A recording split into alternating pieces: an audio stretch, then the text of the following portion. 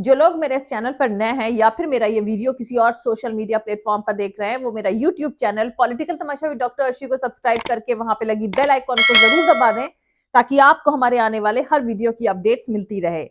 और दोस्तों, अगर आपको हमारा काम पसंद आता है, हमारे वीडियोस पसंद आते हैं, तो www.patreon.com/dr अर्शी खान पर जाकर डोनेट करके आप हमारे काम को सपोर्ट कर सकते हैं। तो चलिए आज के सियासी तमाशे के सफर को शुरू करते हैं।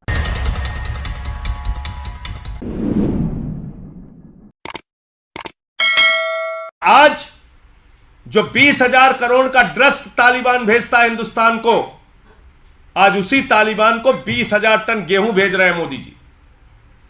मोदी जी का नारा है, तुम मुझे ड्रग्स दो मैं तुम्हें गेहूं दूंगा। तुम मुझे ड्रग्स दो मैं तुम्हें गेहूं दूंगा। तालिबान को आटा और भक्तों को चाटा। मोदी जी के भक्त कहते हैं तालिबान से लड़ना है, पाकिस्तान से लड़ना है, उनको पता ही नहीं। मोदी जी उनको आटा खिला खिला के मोटा कर रहे हैं। 20,000 टन आटा जा रहा है, 20,000 टन। भक्तों के मुंह पे जोरदार चाटा पड़ रहा है। देश का बजट आता है, किसान दुखी, मजदूर दुखी, नौजवान दुखी, माताएं बहनें दुखी, महंगाई से दुखी। कौन खुश है? तालिबान खुश है। तालिबान को बजट में पैसा दे रहे हैं, सैकड़ों करोड़ रुपए दे रहे हैं। यह है बीजेपी की असलियत, यह है भारतीय जनता पार्टी का असली चेहरा। बदलने निकले थे दस्तूर हम भी दुनिया के, फिर यूं हुआ हम दस्तूर दुनिया हो गए। दोस्तों, दर्जनों जर्नलिस्ट और तमाम फिलैंथ्रोपिस्ट, सोशल वर्कर्स और activist right wing Hindu organisation के निशाने पर हैं। इस नए भारत में ऑपोजिशन पार्टीज के 120 से ज्यादा नेता तो ईडी, सीबीआई और इनकम टैक्स के निशाने पर हैं।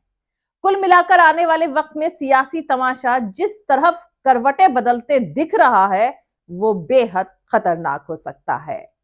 इसी बदलते सियासी खेल का दबाव है कि 2024 में बीजेपी एनडीए को धूल चटाने का ख्वाब सजाए कांग्रेसियों और अपोजिशंस की हालत यह है कि नागालैंड में शरद पवार की एनसीपी बीजेपी प्लस एनडीपी की सरकार को सपोर्ट दे रही है। वहीं दूसरी तरफ सियासी तमाशा यह है कि बंगाल के पंचायती चुनाव में तो लेफ्ट, कांग्रेस और बीजेपी मिलकर ममता बनर्जी के खिलाफ खड़ी है। दरअसल दोस्तों, हकीकत यह है कि इस मुल्क ने उम्मीद की वो आखिरी रोशनी भी खो दी है। नए भारत में अब बैंक बिकने और बिछने को तैयार है। इंडस्ट्रीज ठप है, पैसा नदारद है, रोटी रोजगार सिर्फ चुनावी वादों में सिमट कर रह गया है। दूसरी तरफ अब ये ऑफिशियल तौर से साफ हो गया है कि गोदी सेठ एलआईसी को ले डूबे हैं। फरवरी में एलआईसी का नया बिजनेस 17% गिरा और प्रीमियम का कलेक्शन 32% कम हुआ है। मुल्क की आवाम की आंखों के ठीक सामने एलआईसी की मार्केट वैल्यू आधे से भी कम हो गई है। मुल्क के करोड़ों लोगों का फ्यूचर, बीमा की सिक्योरिटी और भरोसे को मिट्टी में मिला दिया गया है। और वो भी इस हद तक कि लोगों ने अब पॉलिसी लेना ही बंद कर दिया है, प्रीमियम देना भी बंद कर दिया है। लेकिन इसके बावजूद इस नए भारत में अब कंबाइंड रेजिस्टेंस देखने को नहीं मिलता है। लोग इस पूरे तमाशे के खिलाफ आवाज नहीं उठा रहे हैं और चुनाव के मौसम में सियासत के कारखानों से जो आवाजें उठती भी हैं, वो भी ईडी, सीबीआई और इनकम टैक्स की रेड में दबा दी जाती हैं। दरअसल जब डेमोक्रेसी बिक चुकी हो और उसे खरीदने वाले सत्ता के साथ खड़े हों, तो अवाम को बहुत ही भारी कीमत चुकानी पड़ती है। नए भारत में ऑपोजिशंस के नेताओं को बदहाल कर दिया गया है। ईडी और सीबीआई जैसी एजेंसियों को शिकारियों की तरह उनके शिकार के लिए छोड़ दिया गया है। पिछले 8 सालों में सियासी लोगों के खिलाफ ईडी के मामले 4 गुना बढ़े हैं। साल 2014 से 2022 के बीच 121 बड़े नेताओं से जुड़े मामलों की जांच ईडी कर रही है। इनमें से 115 नेता ऑपोजिशन पार्टियों से हैं। यानी 95% मामले ऑपोजिशन पार्टियों के नेताओं के खिलाफ हैं। ताजा मामला दिल्ली के deputy chief minister Manish Sisodia का है, जिन्हें ईडी ने मनी लॉन्ड्रिंग के मामले में गिरफ्तार कर लिया है। मनी लॉन्ड्रिंग का यह मामला दिल्ली सरकार की नई शराब पॉलिसी में इररेगुलरिटीज से जुड़ा हुआ है। दोस्तों, मनीष सिसोदिया को पहले ही नई एक्साइज पॉलिसी के मामले में सीबीआई ने गिरफ्तार किया हुआ है। वो 20 मार्च तक न्यायिक हिरासत में है। आज यानी फ्राइडे को उनकी जमानत को लेकर सुनवाई भी होनी है। सिसोदिया को फिर से गिरफ्तारी को लेकर दिल्ली के चीफ मिनिस्टर अरविंद केजरीवाल ने कहा कि एजेंसियां सिसोदिया को हर हाल में जेल के अंदर रखना चाहती हैं। उन्होंने ट्वीट करके कहा है कि मनीष सिसोदिया को पहले सीबीआई ने गिरफ्तार किया, सीबीआई को कोई सबूत नहीं मिला, रेड में कोई पैसा नहीं मिला। कल मनीष छूट जाते तो आज ईडी ने उन्हें गिरफ्तार कर लिया। इनका एक ही मकसद है, मनीष को हर हालत में अंदर रखना, रोज नए फर्जी मामले बनाकर। जनता देख रही है, जनता जवाब देगी। खैर दोस्तों, ऐसा नहीं है कि मोदी सरकार बनने से पहले इन एजेंसियों का इस्तेमाल ऑपोजिशन के नेताओं को घेरने के लिए नहीं किया जाता था, लेकिन अब तो सारी लिमिट्स क्रॉस हो चुकी हैं। आपको बता दूं कि 2004 से लेकर 2014 के 10 सालों में 26 नेताओं की जांच ईडी ने करी। इनमें से 14 नेता ऑपोजिशन पार्टियों के थे, यानी कि तकरीबन 60%। लेकिन अब नए भारत में तो 95% नेता ऑपोजिशन पार्टियों के हैं। दोस्तों, 2014 से लेकर अब तक ईडी ने कांग्रेस पार्टी से जुड़े 24 नेताओं के यहां रेड डाली है। वहीं टीएमसी के 19, एनसीपी के 11, शिवसेना के 8, डीएमके के 6, बीजू जनता दल के 6, राष्ट्रीय जनता दल के 5, बीएसपी के 5, समाजवादी पार्टी के 5, टीडीपी के 5, इंडियन नेशनल लोक दल के 3, जगनमोहन रेड्डी की पार्टी युवजाना श्रमिका राइथू कांग्रेस पार्टी के 3, सीपीएम के 2, एनसी के 2, पीडीपी के 2, एआईएडीएमके के 1, एमएनएस के 1 और सुहेल देव भारतीय समाज पार्टी के 1 नेता पर जांच एजेंसी ने दस्तक दी है। दरअसल दोस्तों, 2019 में ईडी को जबरदस्त तरीके से ताकतवर बनाया गया। आपको बता दूं कि ईडी अब थोड़े से स्टाफ के साथ काम नहीं करती है। अब उसके पास 4 गुना ज्यादा ऑफिसर्स हैं और पहले से कई गुना ज्यादा बड़ा बजट भी मौजूद है। काफी पहले ईडी डिजिटल भी हो चुकी है। 2019 में ईडी से जुड़े एक्ट में सेक्शन 45 जोड़ा गया है, जिसके तहत ईडी के ऑफिसर्स को यह पावर दिया गया है कि वो किसी भी शख्स को बिना वारंट के गिरफ्तार कर सकते हैं। गैर कानूनी पैसों से बनाई गई प्रॉपर्टी के स्कोप को भी बढ़ा दिया गया है। इसके तहत ईडी को यह ताकत दी गई है कि अगर एजेंसी को लगता है कि कोई प्रॉपर्टी डायरेक्टली या इनडायरेक्टली तरीके से गैर कानूनी रस्तों से कमाए गए पैसों से बनाई गई है, तो उस पर भी वो कार्रवाई कर सकती है। 2 दिन पहले ही खबर आई है कि इसके दायरों में जजेस और मिलिट्री ऑफिसर्स पर भी कार्रवाई करने के पावर को जोड़ दिया गया है। सियासी गलियारों में कहा जाता है कि इस नए भारत में अब ईडी सिर्फ उस पर कार्रवाई नहीं करती है जो बीजेपी की पनाह में चला जाता है। जैसे 300 करोड़ के मनी लॉन्ड्रिंग रैकेट के आरोपी नारायण राणे आज मोदी सरकार में मंत्री हैं। बीजेपी में शामिल होने के बाद उनके खिलाफ जांच बंद कर दी गई है। वहीं बंगाल के शुभेंदु अधिकारी के बीजेपी में शामिल होने के बाद उनकी भी जांच बंद कर दी गई है।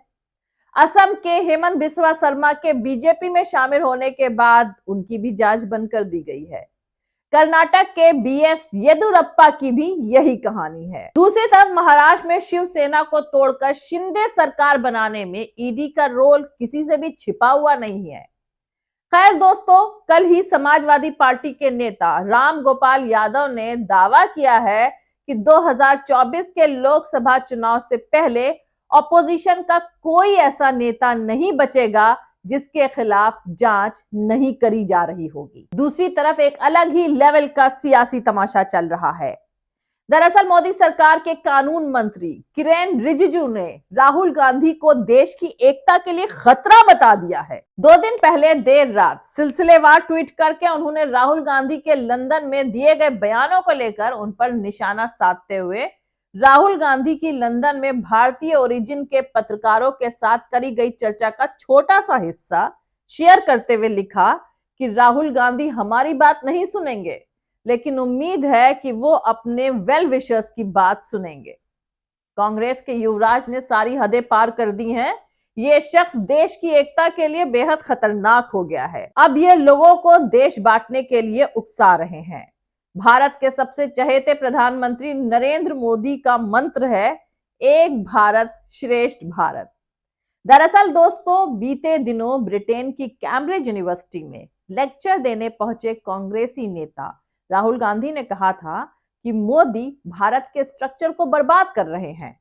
वो देश पर एक ऐसा विचार थोप रहे हैं जो भारत कबूल नहीं कर सकता है। राहुल गांधी ने मोदी सरकार पर इल्जाम लगाते हुए कहा था कि महिलाओं को गैस सिलेंडर देना और लोगों के बैंक अकाउंट खुलवाना अच्छा कदम है, लेकिन भारत राज्यों का संघ है। भारत में धार्मिक यानी रिलीजियस डाइवर्सिटी है। देश में सिख, मुस्लिम, ईसाई सभी रहते हैं, लेकिन मोदी इन्हें दूसरे दर्जे का नागरिक समझते हैं। खैर दोस्तों, हकीकत यह है कि इस नए भारत में जिस दिन महात्मा गांधी और पंडित नेहरू के खिलाफ बीजेपी के आईटी सेल को एक्टिव किया गया था, उसी दिन यह तय हो गया था कि अब मुल्क में कोई डेमोक्रेटिक मर्यादा नहीं बचेगी। पंडित नेहरू से गले मिलती उनकी बहन विजय लक्ष्मी पंडित की तस्वीर शेयर करके जब नेहरू को कैरेक्टरलेस बताया जाने लगा, तभी यह तय हो गया था कि यह मुल्क अपने डाउनफॉल की तरफ बढ़ रहा है। सोचिए, जिन गांधी को सुभाष चंद्र बोस ने राष्ट्रपिता कहा, उन्हीं गांधी के खिलाफ पिछले 9 सालों में सबसे घिनौना नफरती कैंपेन चला, और ये फर्जी सियासी तमाशा भारत के अंदर चला।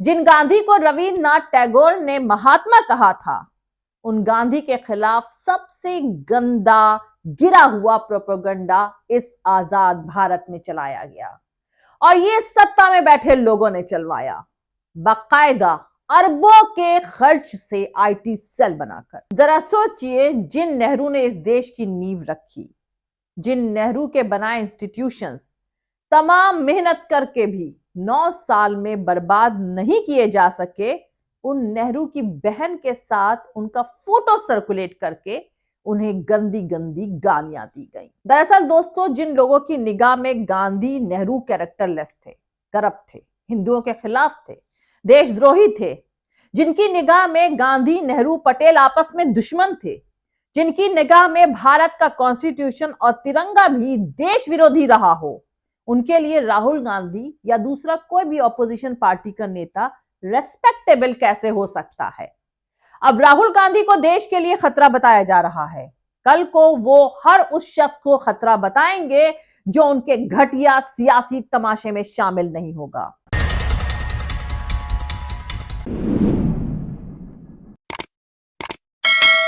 तो दोस्तों, आज के लिए इतना ही।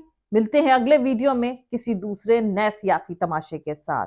जय हिंद, सत्यमेव जयते, अल्लाह हाफिज। दोस्तों, हमारा पूरा वीडियो और दूसरे और वीडियोस देखने के लिए हमारा YouTube channel political Tamasha with doctor Arshi को सब्सक्राइब करके वहां पे लगी बेल आइकॉन को जरूर दबा दें, ताकि आपको हमारे आने वाले हर वीडियो की अपडेट्स मिलती रहे। और दोस्तों, अगर आपको हमारा काम पसंद आता है, हमारे वीडियोस पसंद आते हैं, तो www.patreon.com/dr अर्शी खान पर जाकर डोनेट करके आप हमारे काम को सपोर्ट कर सकते हैं। दोस्तों, अगर आपको हमारा वीडियो पसंद आता है तो लाइक और शेयर करना हरगिज नहीं भूलें। आप हमें फॉलो भी कर सकते हैं हमारे ट्विटर, इंस्टाग्राम और फेसबुक पेज पर।